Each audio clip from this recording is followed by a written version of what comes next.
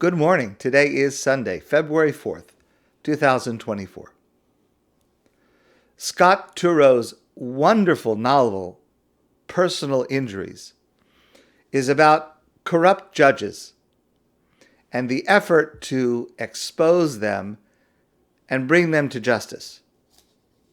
Some of these judges are smarter than others, harder to catch, and others not so much, including one character in the novel, Judge Barney Dubinsky.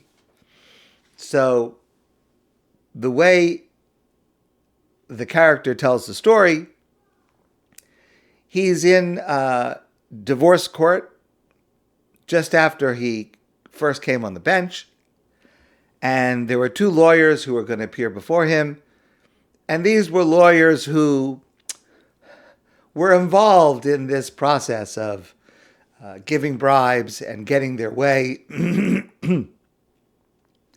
And just before the trial is about to start, the judge calls the two lawyers into his chamber, into his office, and he says to them, "Just so you know, the bribe you each gave me is the same amount. So I've got to decide this case straight."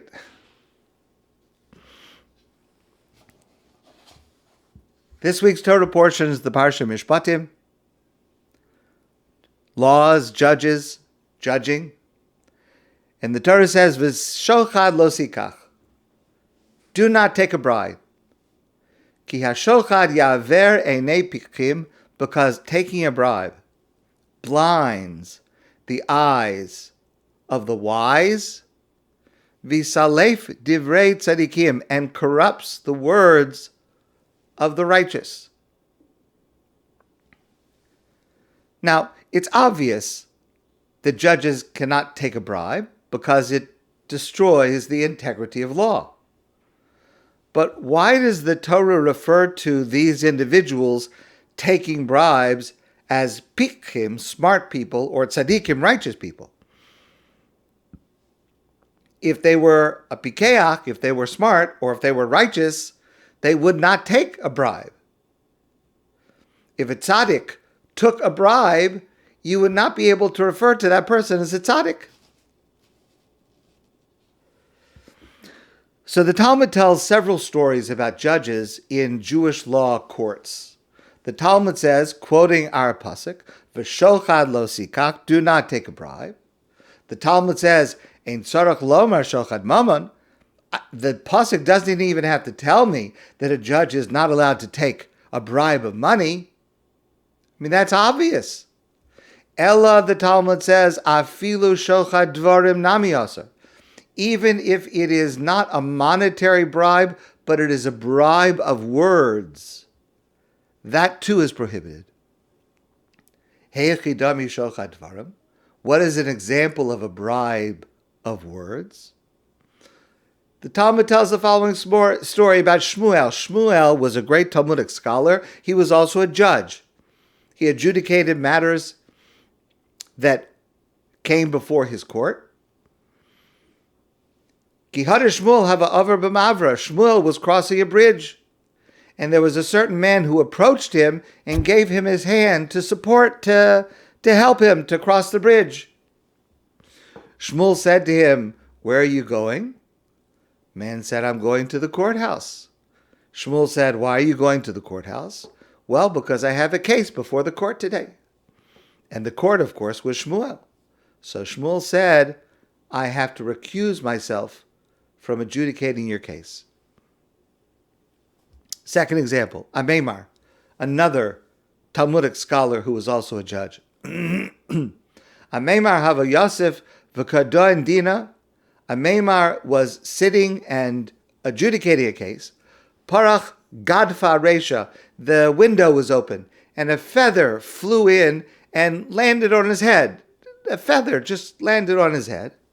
Also gavra shakle, and a certain man just came over and just, flicked it off of his head. It looked a little strange, a feather on his head. He just, simple act. Amalei. So Maimar said to this man, "Ma'avidate, what is it that you're doing here in the courthouse?"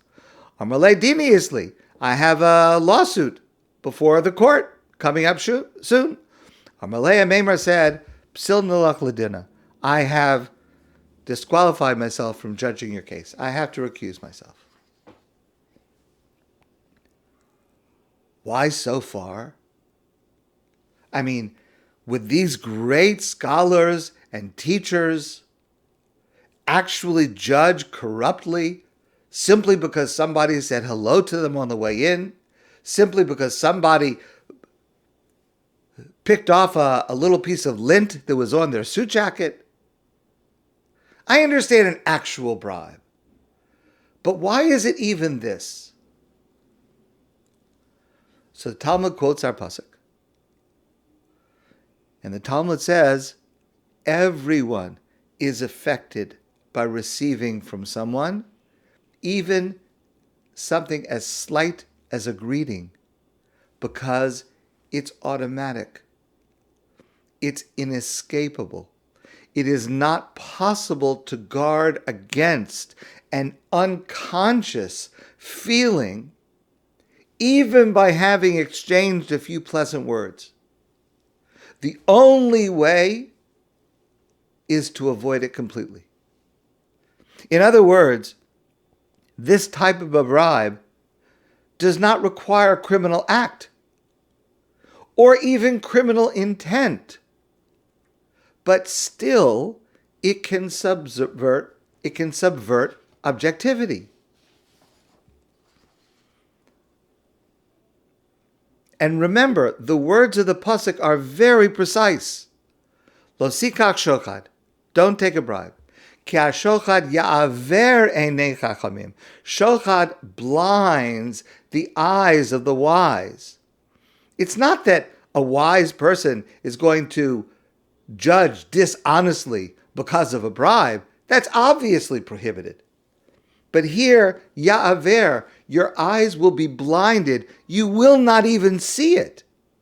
Even if you remain a tzaddik and a chacham, you could still be affected. Because you do not notice, none of us notices the effect that even such a slim encounter can cause. But I want to share with you a deeper insight that is relevant to every one of us, even if we're not a judge. Rabbi Avraham Pam asked this question. These great judges couldn't remain impartial. They couldn't guard themselves against such slight influence. Rabbi Pam explains that the Talmud is not teaching us so much about judicial integrity. The Talmud is teaching us about gratitude. How obligated, how indebted we should feel for even the slightest kindness. And if we feel it's really nothing, then maybe we would not be influence. But the Talmud is teaching us that even a slight kindness should make us feel deeply grateful, not to take something like that for granted. Last week, I had medical tests. Baruch Hashem, thank God the results were good. But it was a difficult test, and a lot was riding on it. Again, thank God the results were good. But I was, inwardly at least, I was anxious about it. So just before the test, the nurse was putting in an IV, and she was choosing where to put it. She was inspecting my arms to choose a spot to insert the IV. And she chose a spot. And then she said to me, "Your vein is beautiful." Now, no one has ever told me that. Maybe she says that to all her patients, I don't know. but it just completely changed my mood. And my anxiety vanished. Just because of a kind word. It was nothing. It was a pleasantry. I don't even know what it means that my vein was beautiful. But it wasn't nothing. Once I focused on it. Once I focused on it, and I realized what it did to my mood, it was truly deserving of gratitude, which I expressed to her.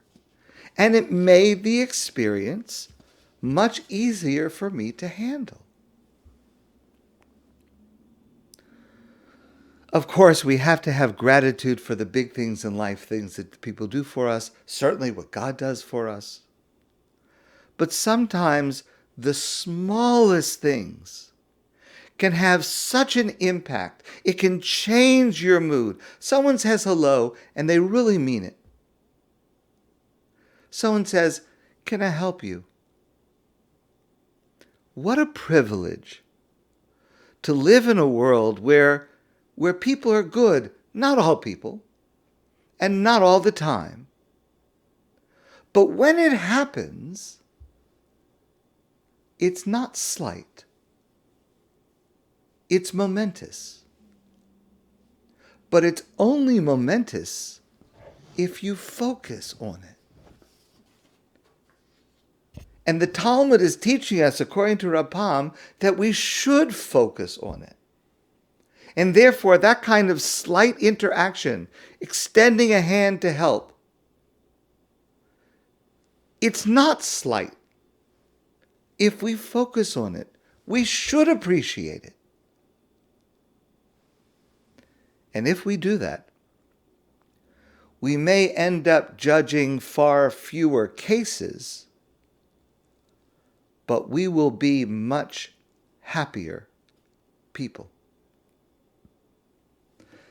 My friends, I wish you a great day, and I look forward to seeing you soon in person.